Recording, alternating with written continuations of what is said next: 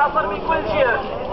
إذا قبل الاختتام نأكد بأنه كجمعية وطنية سنظل أوفياء لخط الشهداء، سنظل متواصلين ومستمرين للمطالبة بمطالبنا العادلة ومشروعة. المعركة الإقليمية المفتوحة للجمعية الوطنية مستمرة، الدفاع عن المطالب العادلة والمشروعة مستمر حتى وإن كلفنا ذلك.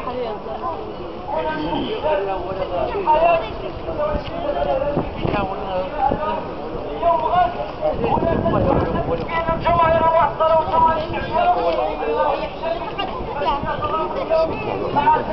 وعياد ومنطلق على الساعة الثالثة بعد الزوال للدعوة لكافة الجماهير الشعبية على أساس التواجد المكثف والميداني والطبعانة مخلة انسجام وقناعتنا المبدئية. إلى هذا الحد نتحيا كافة الجماهير لدي تفرق الشكل النضالي ونيتين، وندعوكم طبعا أنه نكفوز من أجل توقيف يعني توقيع النامية، من أجل توقيف الحصار إلى آخره. وإلى حدود هذا القول نحييكم عليه مجددا، ويختم الشكل النضالي وعلى قواعد الجمعية الوطنية يرفع الشكل النضالي. وتحية